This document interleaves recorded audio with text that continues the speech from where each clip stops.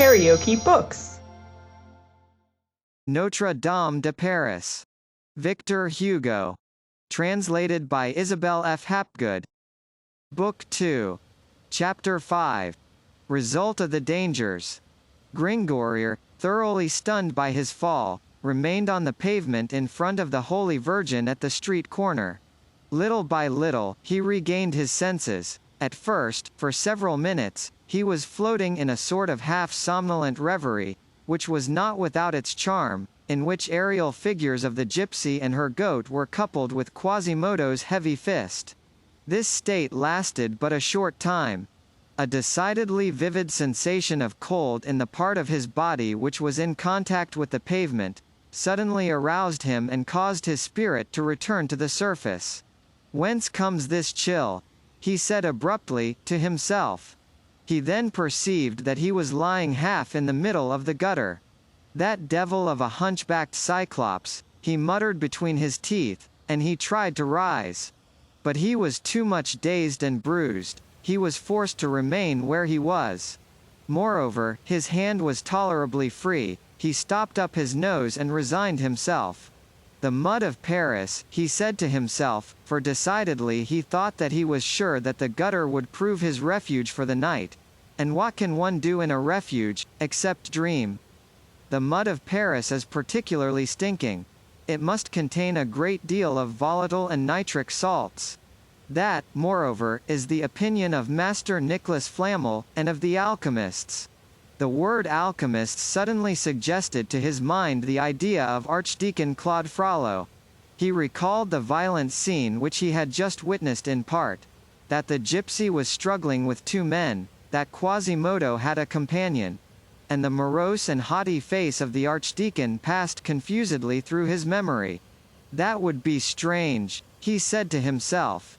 And on that fact and that basis he began to construct a fantastic edifice of hypothesis, that card castle of philosophers. Then, suddenly returning once more to reality, "Come. I'm freezing," he ejaculated. The place was, in fact, becoming less and less tenable. Each molecule of the gutter bore away a molecule of heat radiating from Gringoire's loins, and the equilibrium between the temperature of his body and the temperature of the brook began to be established in rough fashion. Quite a different annoyance suddenly assailed him. A group of children, those little bare-footed savages who have always roamed the pavements of Paris under the eternal name of gaimins, and who, when we were also children ourselves, threw stones at all of us in the afternoon, when we came out of school, because our trousers were not torn. A swarm of these young scamps rushed towards the square where Gringoire lay, with shouts and laughter which seemed to pay but little heed to the sleep of the neighbors. They were dragging after them some sort of hideous sack, and the noise of their wooden shoes alone would have roused the dead. Gringoire, who was not quite dead yet, half raised himself. "Ohé, Hennequin Dandash! Ohé, Jahan Pinceboard!" they shouted in deafening tones. "Old Eustache Mouban, the merchant at the corner, has just died. We've got his straw pallet, we're going to have a bonfire out of it. It's the turn of the Flemish today." Quote.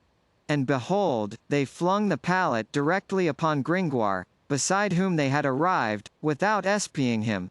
At the same time, one of them took a handful of straw and set off to light it at the wick of the good Virgin. "Sedith," growled Gringoire, "am I going to be too warm now?" It was a critical moment.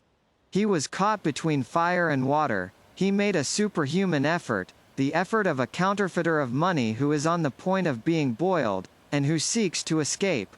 He rose to his feet, flung aside the straw pallet upon the street urchins, and fled. "Holy Virgin!" shrieked the children, "'tis the merchant's ghost!" And they fled in their turn. The straw mattress remained master of the field.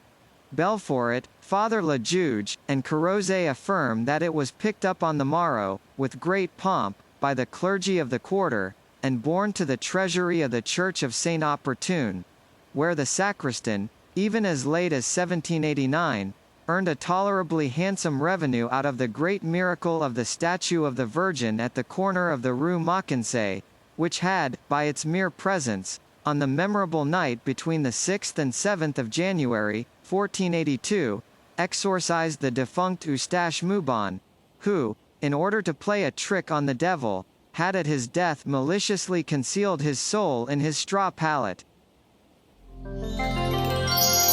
KaraokeBooks.